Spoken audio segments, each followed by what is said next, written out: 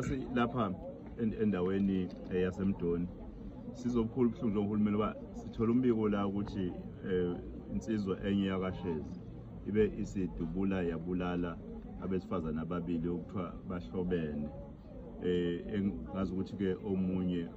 solathi ubebe nobudlelwane ngathi kunanezingane ezinye abanazo yasibulala naye kodwa yaphinde yadubula nomunye wamakhelwane osesibhedlela nje basikhuluma nje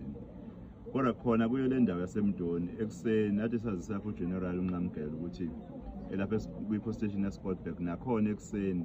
enye insizwe idubule omunye wesifazana kaMbhele yambulala ekuseni ngo-6 ngosuku olufanayo yasiyidubula nama sekufika amaphoyisa adivalele endlini manje lento ke itshela ukuthi kusho ukuthi inkulu inkinga lena yalolu dlame olubhekisukona besifazana nezingane njengoba nje kukhona lo esilizwayo olwenzeke lapha eStern Cape ingane encane eminyaka 7 kusho ukuthi inkinga nje inkulu kakhulu kufanele umphakathi obe lokhu sisho sithi umphakathi awazi ukuthi sinenkinga kodwa futhi ungagcini ngokwazi awuyibuza ukuthi ungabamba liphi iqhaza lesiqede lenkinga ingakho sesithena njengohulumeni la sizoba nohlelo lokuhambela yonke imiphakathi ngoba sinale office lethu la Comsegen la esini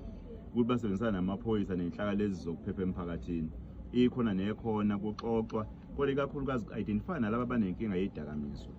ukuze ama-social workers nazo zonke izinhlangano ezifana noSANCA basondele ukulekelela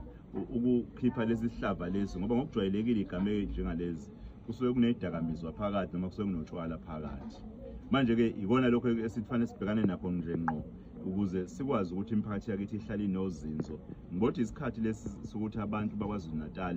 bazi ukuthi sinenkinga nathi esifundazweni yethu enkulu kakhulu abafowethu nje laba abakhona labayifani noma beqhamuke eEastern Cape sithena njengohulumeni sizobambisana nje nabo kuzo zonke inhlelo kodwa nje South Africa futhi inayo inkinga asibe aware ukuthi sinenkinga njengeNingizimu Afrika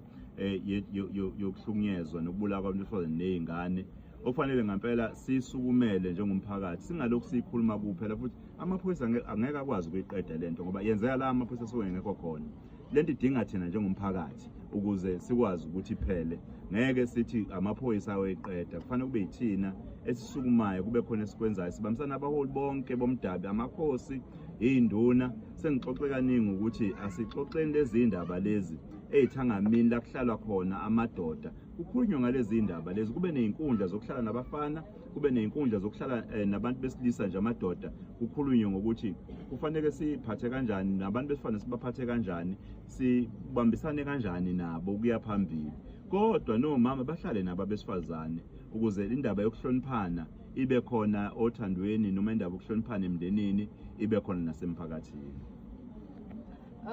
Ntonankulu